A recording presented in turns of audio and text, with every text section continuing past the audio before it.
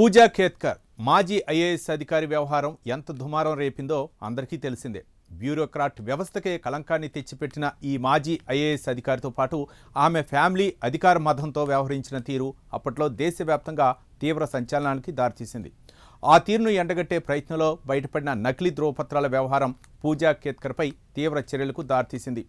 పూజా ఖేత్కర్ను UPS నుంచి విధుల నుంచి తొలగించడమే కాకుండా ఆమె ఇంకెప్పుడూ కూడా యూపీఎస్సీ పరీక్షలు రాయకుండా బ్యాన్ విధించడం జరిగింది.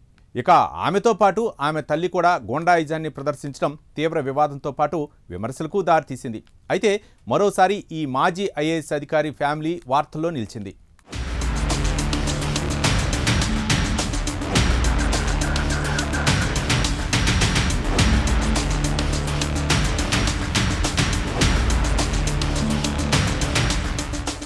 లారీ డ్రైవర్ కిడ్నాప్ వ్యవహారంలో మాజీ ఐఏఎస్ అధికారి పూజా ఖేత్కర్ ఫ్యామిలీపై పోలీసులు కేసు నమోదు చేశారు.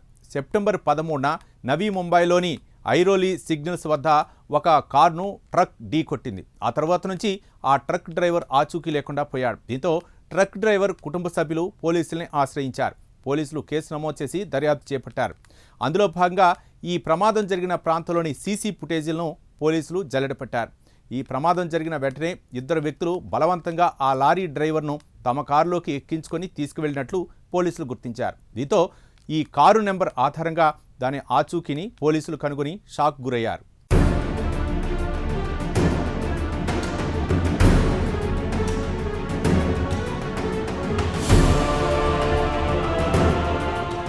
ఆ కారు పూణేలోని చతుశృంగి ప్రాంతంలో మాజీ ఐఏఎస్ అధికారి పూజా ఖేత్కర్ నివాసంలో ఉన్నట్లు గుర్తించారు పోలీసులు. దీంతో లారీ డ్రైవర్ ప్రహ్లాద్ కుమార్ కోసం పూజా ఖేత్కర్ నివాసానికి పోలీసులు వెళ్లారు.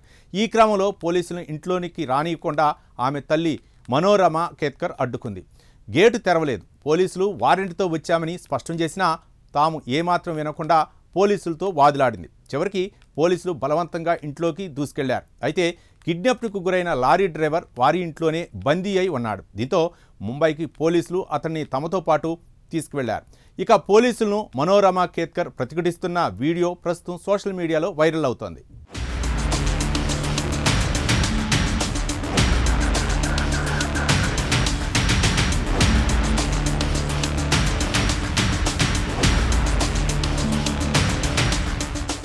అయితే ముందు నుంచి కూడా మాజీ ఐఏఎస్ అధికారి పూజా ఖేత్కర్తో పాటు ఆమె కుటుంబం వివాదాలకు కేర్ ఆఫ్ అడ్రస్గా మారింది. పూజా ఖేత్కర్ ట్రైనీ కలెక్టర్గా విధులు నిర్వహిస్తున్న క్రమంలోనే దౌర్జన్యాలకు పాల్పడటంతో ఆమె నిజస్వరూపాన్ని బయటపెట్టింది. ఆమె గతేడాది పూణే ట్రైనీ కలెక్టర్గా విధులు నిర్వహిస్తూ మరో ఉన్నతాధికారి కార్యాలయాన్ని ఆయన అనుమతి లేకుండా వినియోగించుకుంది. ఈ విషయాన్ని సదరు ఉన్నతాధికారి జిల్లా కలెక్టర్కు ఫిర్యాదు చేశారు. ఈ అంశాన్ని ప్రభుత్వం దృష్టికి జిల్లా కలెక్టర్ తీసుకువెళ్లారు. దీనిపై స్పష్టమైన నివేదిక అందజేయాలంటూ జిల్లా కలెక్టర్ను ప్రభుత్వ ప్రధాన కార్యదర్శి ఆదేశించారు. ఆ క్రమంలో పూజా ఖేత్కర్పై ప్రభుత్వానికి నివేదిక అందజేయడం జరిగింది.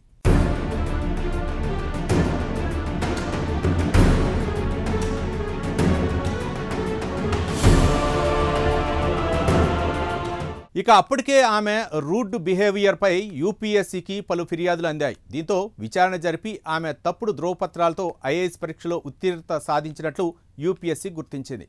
ఈ నేపథ్యంలో ఆమెను విధుల నుంచి బహిష్కరించడమే కాదు, మళ్లీ యూపీఎస్సీ పరీక్షలకు హాజరు కాకుండా పూజా ఖేత్కర్పై వేటు వేయటం జరిగింది. అయితే అదే సమయంలో మహారాష్ట్రలో రైతుల్ని బెదిరించినట్లు ఆమె తల్లి మనోరమ ఖేత్కర్పై విమర్శలు వెల్లువెత్తాయి. ఈ బెదిరింపు సమయంలో రైతులతో మాట్లాడుతూ ఆమె తన చేత్తో తుపాకీ తిప్పుతున్న వీడియో సోషల్ మీడియాను షేక్ చేసింది.